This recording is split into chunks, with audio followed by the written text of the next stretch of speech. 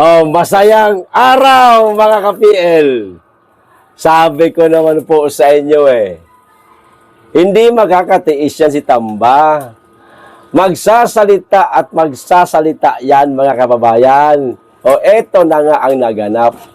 Nag-react siya mga kababayan sa ginawa ng Senado na ibalik sa kampo nila ang article of impeachment laban sa ating pangalawang Pangulo. Nababahala daw siya mga kababayan dahil hindi daw po ito alinsunod sa saligang batas. Parang nabububuhan yata itong mamang ito sa mga abogadong senador, mga kababayan. Hindi pa man po nagsisimula ang impeachment laban sa ating pangalawang Pangulo, pero ang bloodbath, mga kababayan, tila nagaganap na yata.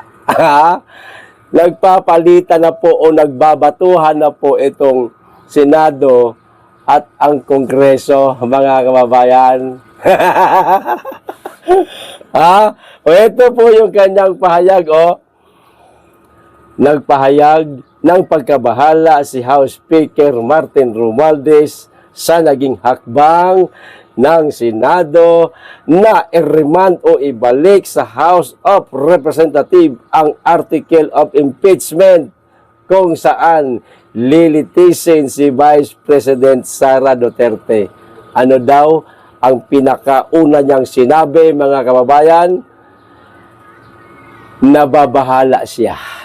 Ayan, nagpahayag siya ng kanyang pagkabahala. Sinong hindi mababahala na yung kanyang pinakamatinding katunggali sa 2028 sa pagtakbo, sa pagkapangulo sa ating bansa, hirap na hirap silang ligwakin, mga kababayan. Isip-isip siguro nitong tambalos-los. Tangina, kamalas-malasan pa. Hindi pa yata ma-impeach ito si Inday. Hirap nga akong itaas yung rating ko, tsaka approval at tsaka trust rating ko. Panalo pa kaya na katunggali ko siya? Sigurado, ligwak. Ano bang ginawa niya, mga kababayan, kay Nene Bacale? Di ba? Pina-disqualify niya diniq niya o dinisqualify niya, mga kababayan, kasi nga daw hindi daw residente doon yung ali, kaya hindi pwedeng tumakbo sa pagka-congressman. Na kung saan katunggali silang dalawa sana. Di, siyempre, panalo siya. Style bulok ba, mga kababayan? Para walang kalaban, EDQ, ngayon si Inday, ano ginagawa niya? I-impeach para nga naman hindi makatakbo. Di, mahihirapan ngayon makahanap ng ipanlalaban dito kay Tamba kung sakasakaling ma-DQ si Inday. Nababahala siya Matatalo talaga ako nito. Ito pa. Sunod dito, video na, mga kababayan. Ayon kay Speaker Romualdez, na-transmit ang article of impeachment, alinsunod ito sa saligang batas. Hindi naman sinasabi na hindi sumusunod sa saligang batas ang pagkakatransmit doon sa article of impeachment kay BP Sara Tambaluslos. Alinsunod po yun sa saligang batas. Pero napakaikli na lang ng panahon. Ito ngayon ang pinoproblema nitong mga senador. So, dahil maikli na at hindi lang maikli ang panahon, at baka nakitaan pa ito ng mga may pagkukulang, may mga kamalian, ibinalik sa inyo. Iaayos nyo pa yan, tapos tsaka nyo ulit ipa-file for impeachment kay BP Sara. Kaso, pinagpipilitan ninyong sakto pa sa panahon. Lack of jurisdiction na nga Los, hindi mo kasi naintindihan. Masyado kang nagmamadali. Kung lumaban ka na lang sana ng patas, nang malaman talaga ng tao kung sino sa inyong dalawa ni Inday ang iboboto. Pakunwari pa kayo Yan naman talaga ang punot dulo niyan. Gusto mong tumakbo, hindi mo kayang manalo, so ang gagawin mo, ililigwak mo itong isa para ikaw, dire-diretso, maging Pangulo. Suntok sa buwan. Eto na ho yung video, mga kababayan. Panoorin na po natin. Today, I rise, not in defiance, but with resolve, guided by duty, grounded in principle. The decision of the Senate, sitting as an impeachment court, to return the articles of impeachment is deeply concerning. These articles were transmitted by the chamber in accordance with the Constitution and with the overwhelming support of 215 members who answered the people's call for accountability. Let me speak plainly, yet with utmost respect. The House of Representatives acted not out of haste, but with deliberate care. We followed the law, we honored our mandate, and above all, we stood for what the Filipino people deserve.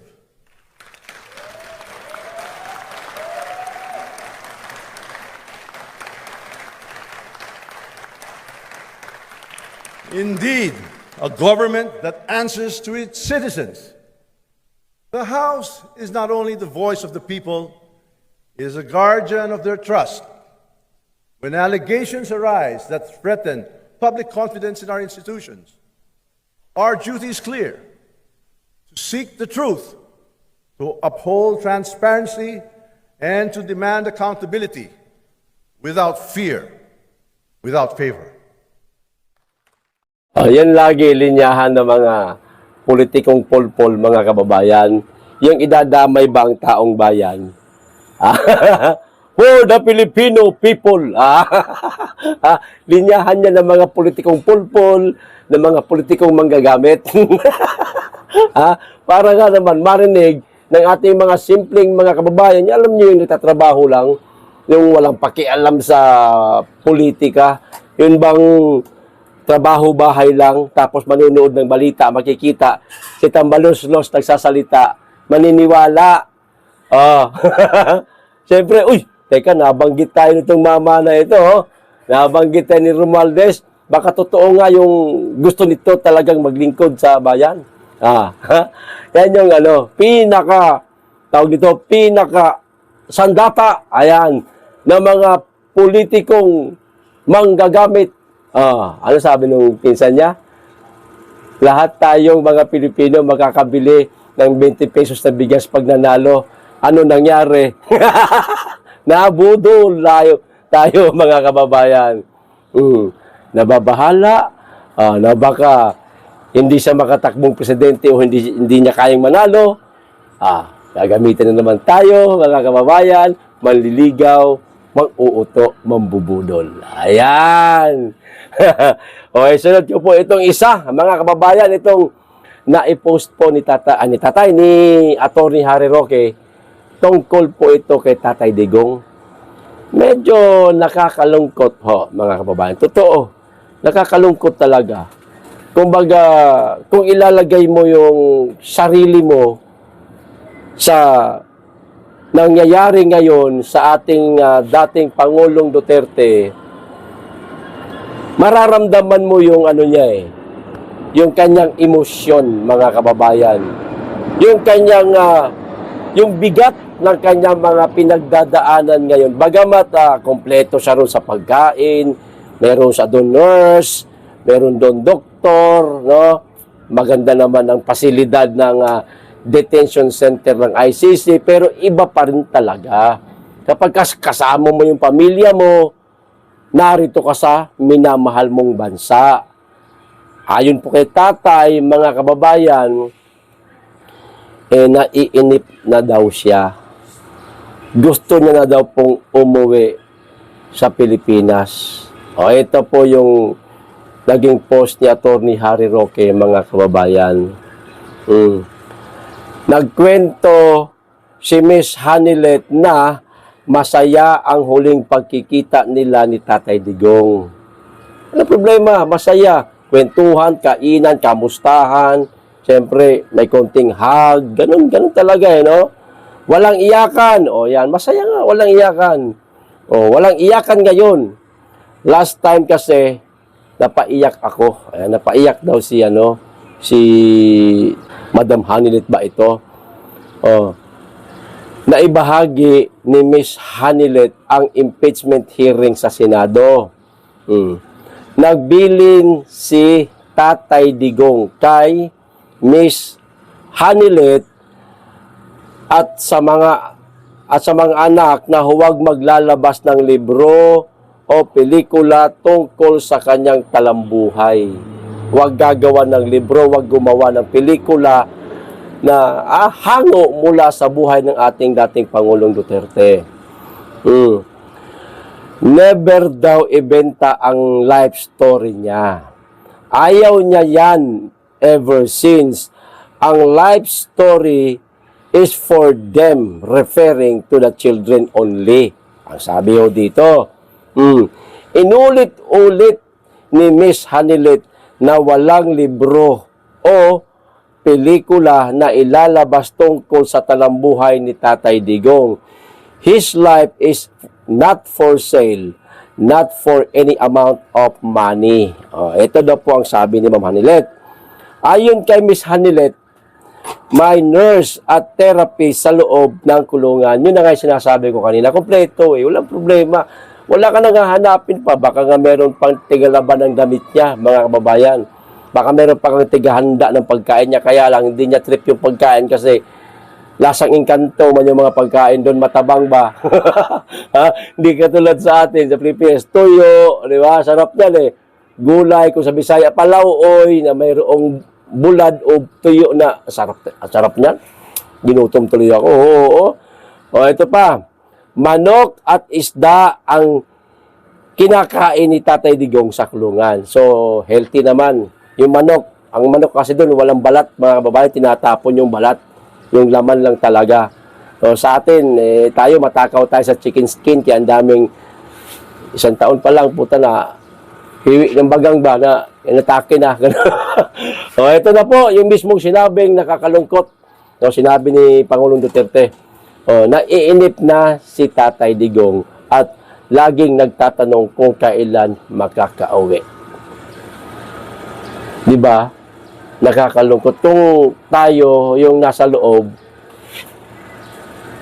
lagi tayo magtatanong, kailan ba ako makakauwi? Inip na, alam mo yung inip ka na, alam mo yung gusto mo nang kainin yung mga paborito mong pagkain na sa Pilipinas lang mabibili o makikita, yung makasama mo yung mga apo mo, diba? Lahat ng mga mahal mo sa buhay, higit sa lahat, yung makauwi ka sa bansa na minamahal mo. Naiinip na si Tatay Digong. Ito pa. Nabilhan ni Miss Hanilet ng documentary CD si Tatay Digong.